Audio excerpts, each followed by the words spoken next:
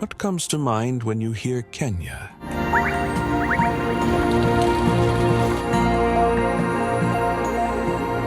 Safari? Lions? Maybe. Nothing at all. But what if I told you it's one of the most surprising countries on Earth?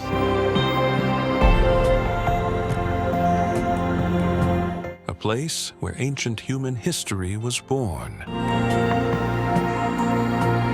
And where the future of African tech is being built right now. Where Maasai warriors still herd cattle, while coders launch startups from rooftop cafes. Where kids run barefoot in Olympic towns and win gold. Where 47 cultures speak in rhythm, but move as one. This isn't the Kenya from postcards. And this is the Kenya you've never seen. And once you do, you won't forget it. Let's start where a lot of stories here begin. In the highlands, mountains, farms, cold mornings, and the roots of Kenya's economy, culture, and even its name. The highlands, cradle of the clouds. Dawn breaks over Mount Kenya, Africa's second highest peak, rising 5,199 meters into the clouds. The Kikuyu call it Kirinyaga, the mountain of brightness. To them, it's not just geography, it's sacred ground, where their ancestors believed God himself rested. Here, the air feels sharper. The wind carries the scent of dew and soil, cool, earthy, almost electric. Every ridge tells a story of creation and survival. At these altitudes, life grows in layers. Bamboo forests give way to alpine meadows, then to glacial ice older than recorded time. And scattered along the slopes, terraced farms of tea and coffee, two crops that changed Kenya's destiny. Each year, Kenya exports over 450,000 metric tons of tea, making it the world's largest tea exporter. Most of it comes from these misty highlands, Kericho, Nandi, Nyeri, where the soil is volcanic and the rain never forgets to fall. The rhythm of the land shapes the rhythm of life. Before sunrise, you'll see silhouettes of workers moving between rows of emerald green. Their baskets, woven from sisal, fill with leaves that will circle the globe. Each sip of English breakfast carries a whisper from here, from the slopes of Kirinyaga. But this land holds more than crops. It holds time itself. Just west of the mountain lies the Great Rift Valley, a scar across the continent, stretching 6,000 kilometers from Lebanon to Mozambique. Here, at sites like Kubifora and Olorgesailie, archaeologists unearthed the oldest known tools of humankind, some dating back 1.7 million years. That means before there were nations, before there were words, there was Kenya.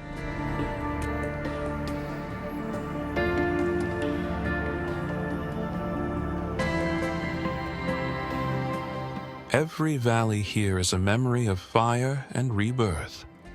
You can almost hear it in the wind, the hiss of ancient lava cooling, the whisper of evolution itself. Yet the highlands aren't frozen in history. They hum with movement. Tractors replacing oxen, rural markets buzzing with mobile payments. Kenya's M-Pesa, born from these same communities, became Africa's most successful mobile money system, linking farmers, families, and futures. Progress and tradition, side by side, like terraces on a hill. The old ways aren't gone. They're adapting. One text message, one seed, one sunrise at a time. And if you look closely, you'll see how faith still meets the horizon.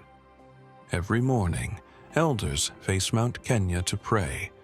Their eyes trace the first light as it spills over the peaks. It's a ritual both ancient and modern, a moment that binds the digital age to the dawn of humanity. In the cradle of clouds, Kenya remembers who it was and imagines who it can be. Because here, the mountain doesn't just rise above the land, it rises within it. And from these highlands, the journey descends toward the lakes, the savannas, and the heartbeat of East Africa. The Great Rift, where Earth split and life began. The Earth doesn't just lie still here, it breathes. From the highlands, the land suddenly falls away, a sheer drop that opens into a world of fire, water, and memory. This is the Great Rift Valley, one of the most dramatic scars on the planet, stretching 6,000 kilometers across Africa, visible even from space. It began 25 million years ago, when tectonic plates tore apart, splitting the continent in two. And from that rupture, life found its stage. At Lake Turkana, fossils of early humans, Homo habilis, Homo erectus, lie buried beneath a millennia of dust. This is where the human story was first written, not in ink, but in volcanic ash. Archaeologists call it the cradle of mankind, but locals know it as something more living, a place where the earth remembers. Every shift in the soil feels like a heartbeat from the planet itself. Even the lakes here are alive. Turkana, Nakuru, Naivasha, Baringo, each with its own temperament. Turkana, the desert giant, turquoise by day, obsidian by night. Nakuru, a shimmering mirror where thousands of flamingos gather, turning the water blush pink. Naivasha, calm and fertile, fringed by acacia and home to hippos that grunt beneath the moonlight. Listen closely, and you'll hear the valley's dual rhythm, silence and eruption. Beneath your feet, geothermal power roars unseen. Kenya now draws over 45% of its electricity from these fiery depths, making it a leader in renewable energy across Africa. This is a land that turns chaos into creation, lava into life, fault lines into frontiers. But amid all this raw power, life remains tender. Maasai herders guide their cattle across the plains, their red shukas glowing against the dust. Each movement feels choreographed, centuries of survival distilled into grace. They know the valley's moods like a language, when to move, where to find water, how to listen when the sky goes silent. And yet, change is seeping in. Wind turbines now spin over Lake Turkana, Africa's largest wind farm, producing 310 megawatts of clean power. A new kind of hum joins the soundscape, the fusion of tradition and technology. Still, the rift never stops moving. Every year it widens, a few millimeters at a time, slow, unstoppable, like history itself. One day, scientists say, the valley will split the continent in two. But for now, it holds the center of everything, past, present, and possible. You can stand at its edge and see all of time at once, the bones of the first humans beneath you, the thunder of turbines ahead, and between them, the whisper of wind stitching eras together. This is where life began. And in Kenya, it's still beginning, again and again. From the depths of the rift, we'll rise next to where the desert meets the sea, and history takes the shape of kingdoms.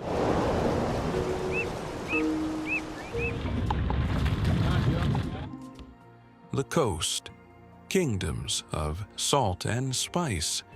When the air turns heavy with salt and the wind smells of cloves, you've reached the Swahili coast, a place where continents met not by conquest, but by tide, where Africa turned its face toward Arabia, India, and beyond, and never turned away.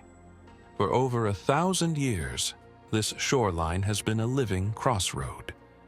From Lamu to Mombasa, dhows with triangular sails once drifted in on monsoon winds, carrying gold, ivory, and stories.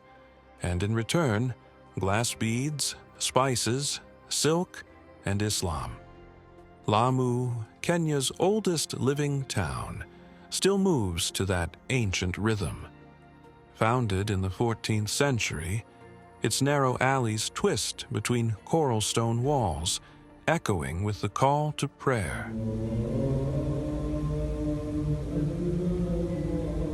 There are no cars here, only donkeys and footsteps, and yet it hums with a quiet confidence, as if time itself agreed to linger.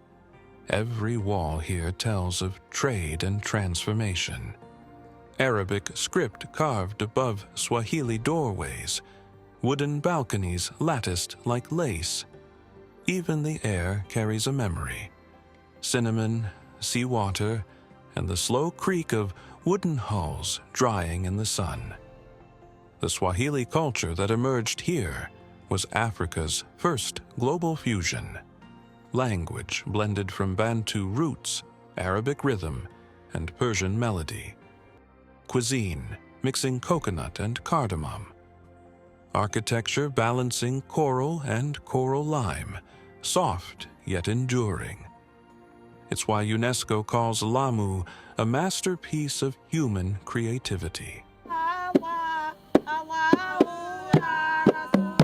But this coast has always been more than beauty. It's been a frontier of power. When the Portuguese arrived in 1498, led by Vasco da Gama, they built Fort Jesus in Mombasa to guard the trade routes. The fort still stands, its cannons silent, its walls scarred by centuries of struggle between Arabs, Portuguese, and later the British. And yet, the Swahili spirit endured, flexible, adaptive, quietly proud. It absorbed influences like the sea absorbs rivers, changing color, never character.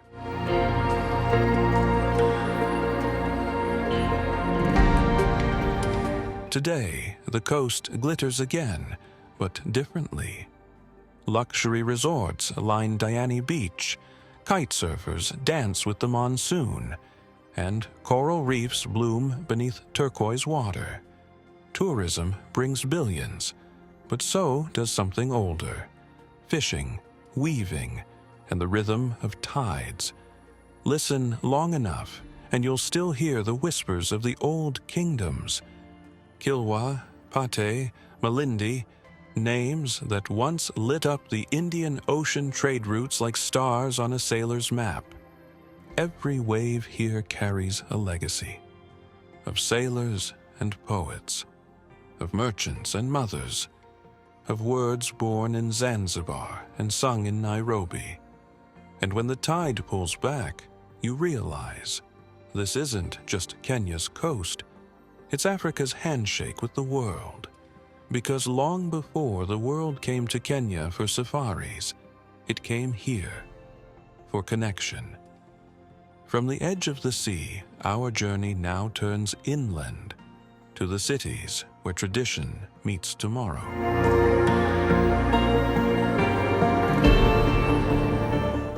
Nairobi, the city that runs on rhythm.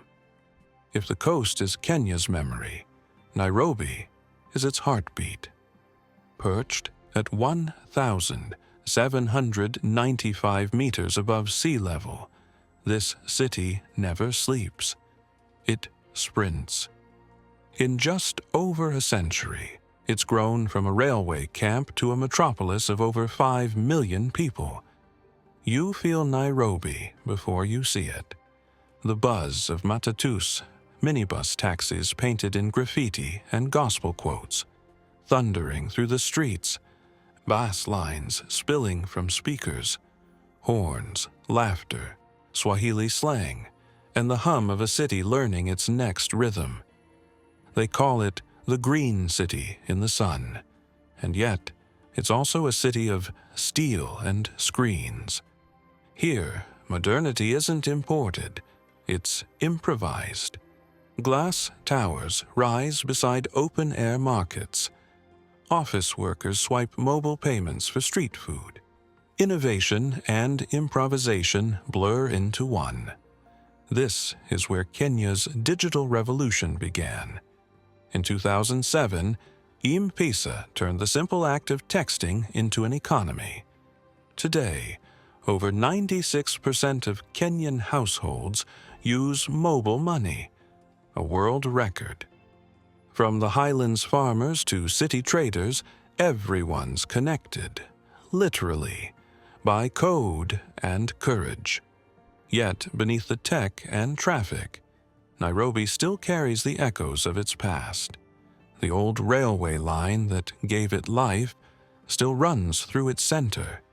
The name itself, from the Maasai phrase, Nkare Nairobi, the place of cool waters, reminds you that this was once a swamp, not a skyline.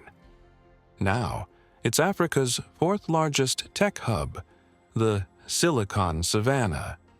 Startups bloom beside giraffes, literally, because just 15 minutes from the skyscrapers lies Nairobi National Park, the only capital city on Earth where lions roam against a backdrop of office towers. Few places capture contrast like this. A place where a coder can debug lines of Python while hearing the distant roar of a lion. Where Maasai beadwork is sold beside drone parts. Where future and folklore share a table at the same cafe. But Nairobi is more than its paradoxes. It's a forge of identity, where rural meets urban, old meets new, and every dialect finds a home. Over 40 ethnic groups live here, and yet the city speaks one language: ambition. Art spills into the streets. Graffiti walls in Kibera, open-air concerts in Uhuru Park, fashion markets under jacaranda blooms. Each color, beat, and voice insists. This is what African modernity looks like. And when night falls, Nairobi shifts gears again. Rooftop bars hum with Afrofusion. The skyline flickers. And somewhere, a matatu revs, headlights glowing like pulse beats in the dark. Nairobi runs on rhythm, but it never forgets its melody. A city born from the railway, raised by resilience, and wired for the future. From here, our road stretches north, into lands where silence still speaks. Toward the deserts, the nomads, and the beating soul of resilience, northern Kenya. The north, land of dust and dignity. Up here, the road forgets what pavement means, Beyond Isiolo, the tarmac thins into dust, and the horizon stretches wider than thought. This is northern Kenya, Turkana, Marsabit, Samburu, and Mandera, regions where the sun rules, the land tests, and people endure with quiet strength. The light feels different here. Harsher, yes, but honest. The air smells of dust and distance, and every silhouette, a camel, a herder, a lone acacia, looks carved from bronze. For centuries, nomads have moved across these plains like clockwork, following the rhythm of rain and pasture. The Samburu, cousins of the Maasai, adorn themselves in beads that glint like sunrise. The Turkana, wrapped in ochre shawls, carry spears and stories older than memory. Here, wealth isn't measured in coins. It's measured in cattle. And yet, the struggle is real. In the dry season, temperatures climb past 40 degrees Celsius, and water can mean life or loss. But even in scarcity, there's grace. Wells are shared between rival tribes, a quiet peace pact beneath the desert sky. Then there's Lake Turkana, the Jade Sea, a vast inland ocean shimmering green in the heart of the desert. At 250 kilometers long, it's the world's largest desert lake. Its shores hold secrets from humanity's beginning, fossils, stone tools, and the imprints of those who first walked upright. Today, its waters tell another story of resilience under pressure. Climate change, dams, and development projects strain its fragile balance. But the people here adapt with solar wells, community projects, and wind energy from the 310-megawatt Lake Turkana wind farm, one of the largest in Africa. It's not a place of plenty, it's a place of truth. Every drop of water is earned. Every sunrise is a small victory. And in that fight, there's dignity, the kind born from persistence, not comfort. Yet even here, the world is catching up. Mobile clinics reach nomadic routes. Drones deliver medical supplies to villages beyond the maps. And school children, barefoot and beaming, recite lessons under acacia shade, proof that the horizon is shifting. In the stillness, you feel the weight of humanity's first footsteps, how far we've come, and how fragile the path remains. Northern Kenya doesn't ask to be romanticized.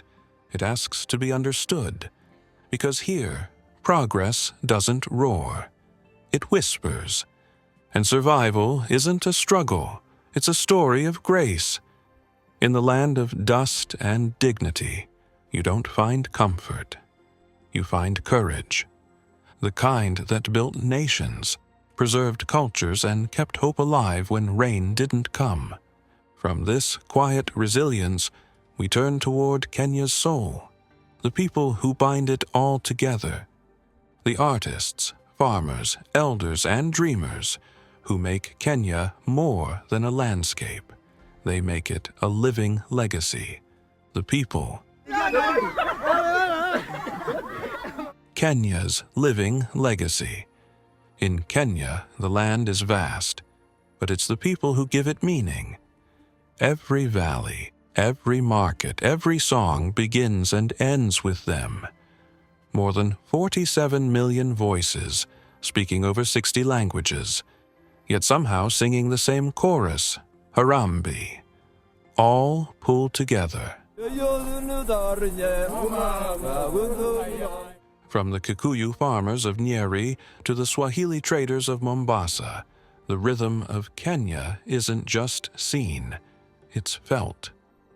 It's in the laughter that erupts during a roadside meal, in the hum of weaving looms in Kisi, in the steady beat of hammers in Kibera, where scrap metal becomes sculpture.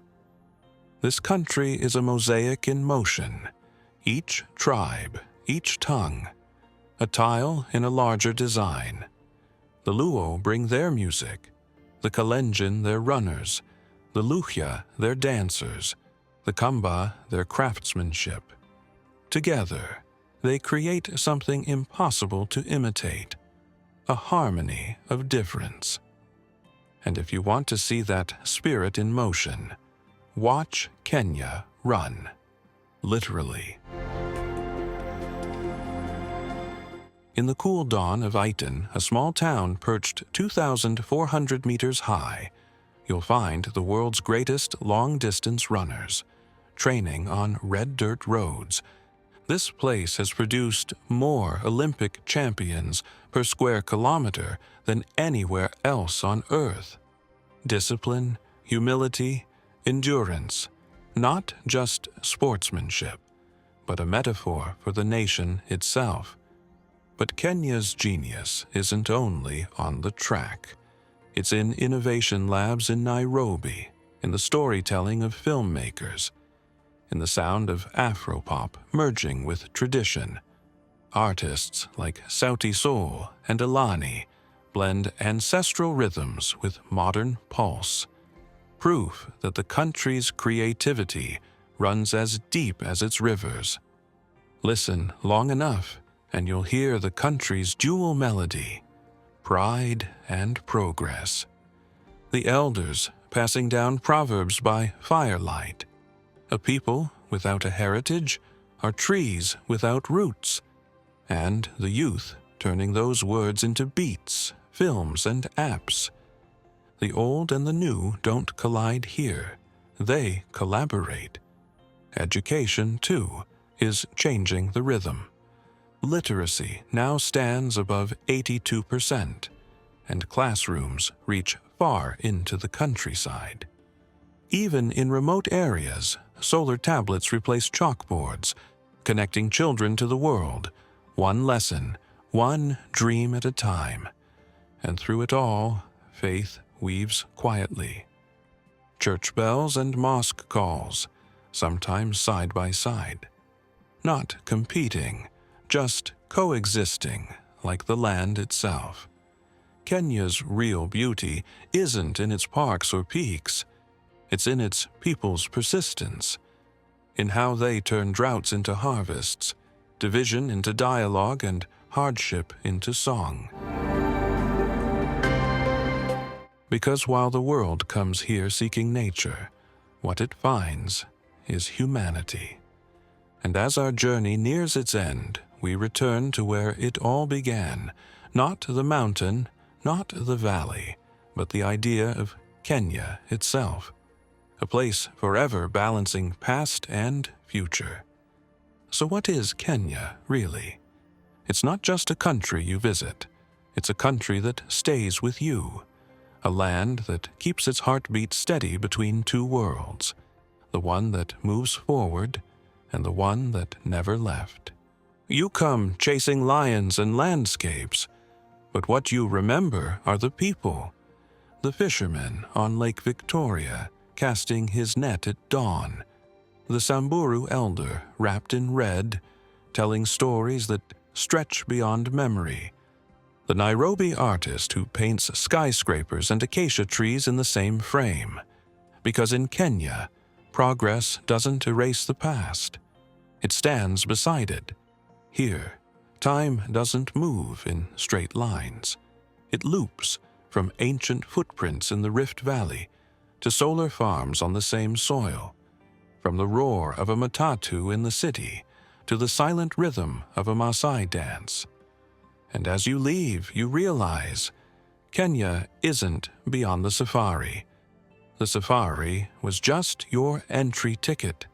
The real journey is into life itself, raw, radiant, unapologetic, because this is a country that refuses to be simplified. It's not the Savannah, not the skyline, Not the coffee, not the coastline. It's the space between them, where the wild meets the human, where the past meets the possible. That's Kenya, not a destination, an awakening.